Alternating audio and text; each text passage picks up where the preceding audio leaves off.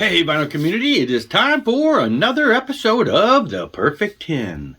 Yes, here we go again. This is another in the series I've been doing where I'm basically going through my entire collection, pulling every 10th album and showing 10 of them at a time. I think we're up to 8 or 9 point parts. I've still got a long way to go. But anyway, again, this idea was originally taken from Rick and Records, who's having a contest you might want to jump on. Make sure you check that out. Link below for his channel. And anyway, so yeah, just a chance to pull and look at albums that maybe haven't seen the light of day in a little while, which may also stimulate the playing of them. And so I just randomly grabbed, I didn't, I mean, I kind of looked at some of them, but it wasn't like I analyzed each one. So some of these may be a surprise to me too. But yeah, so anyway, let's jump right into it. Oh, wow. Yeah, I definitely didn't see this one. The LoneRager Metal Wrap. I remember getting this. That's right. I got this at a recent local antique store, and I just had to buy it because of the cover. I knew that I'd seen this back in the day, and you know, it was one of those early. Was it Combat Import? Megaforce. Back in the day, in the 80s, anything on Megaforce, Metal Blade, Combat Records, almost any of those labels were things that you just bought. You didn't question it. You just bought it. This would have been one of them. And even though it's kind of weird, it is a rap song. Got all kinds of cool stuff. It's, 5.5 minutes. Got the headbanging dub, special air guitar. So it's got all kinds of things on here. And, it's interesting lineup. But yeah, it's just a fun song. It's just two songs, two different versions of the same song. Fun stuff for back in the 80s. This would have been, what, 84? Yeah, 1984. So, fun stuff. Metal Wrap. Okay. Disillusion by Loudness. This is one I guess I picked up not too terribly long ago. This is, of course, the one that is sung in the original Japanese language. There is a version of this in English, which I would like to have. But I've always heard this one. I don't even know if I've ever heard the English version. But yeah, Loudness. Of course, they were getting pretty popular in their native land, and then in America they broke. And of course, with Thunder in the East, if I get that right, was the big album over here. Even though this came before that, and this was in English before that, that's the one that hit during the MTV era. We got Rock and Roll Crazy Nights, and it went on from there.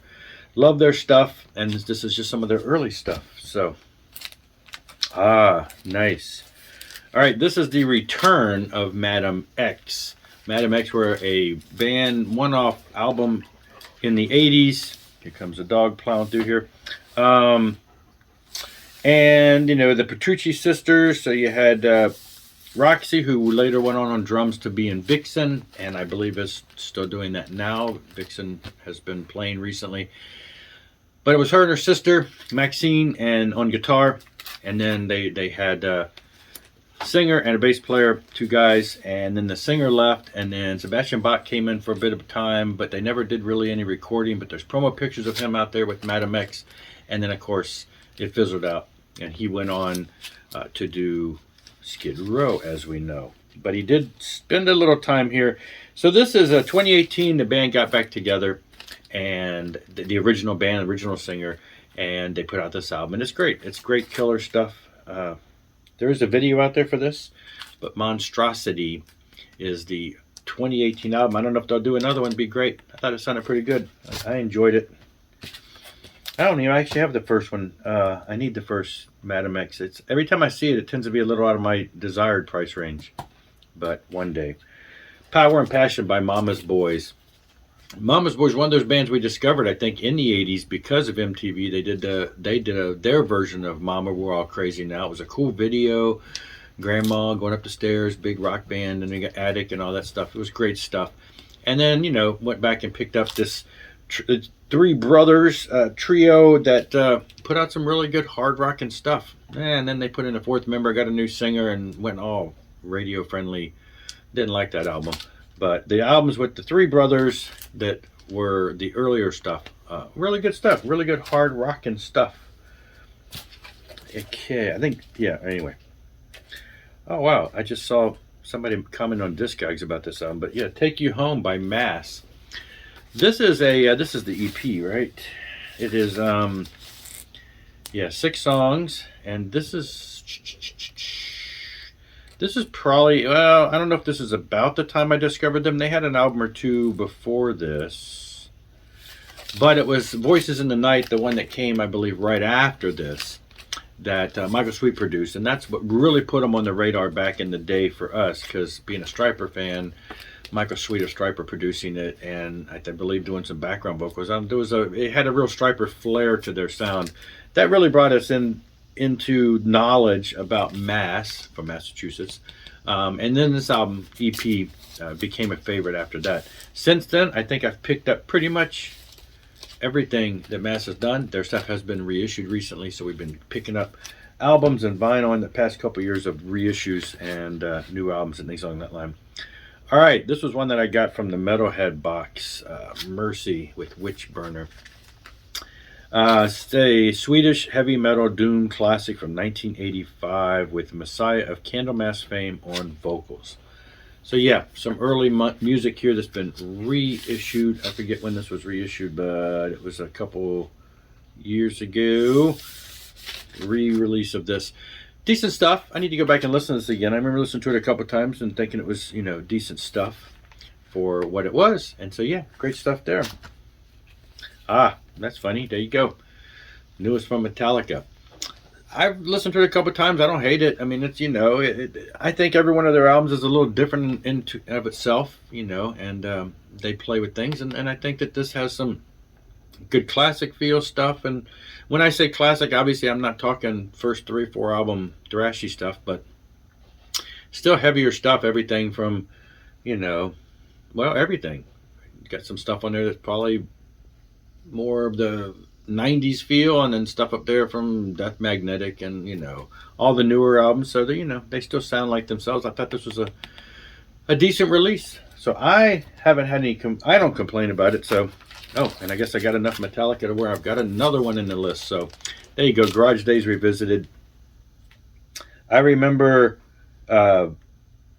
when this came out. I don't think I did buy it immediately, because it was during that time frame when I wasn't paying as much attention. But I picked this up even though I do have the Garage Days double record set that came out, which has this on it. But I found this in the store for a fairly decent price at some point, and I thought, well, I'll go ahead and get it. It's a repress. It's not an original. It's one of the represses that they did, the Blackened records, I believe. So. But I'm a Metallica fan, and it was a good price, so I went ahead and grabbed it. Okay, I talked about these guys in my recent 1996 video, but here's the first album by ModestAttraction. This is a Swedish band that I talked about. Their Divine Luxury album was the album that had a real deep purplish vibe with the organ feel and all that stuff. This was their first album, and it's just kind of straight up really hard rock. Swedish, borderline metal type stuff. Christian later, the singer Christian went on to do Narnia, and still they put out albums every couple years. So yeah, this was like the beginning earlier band with Christian on vocals.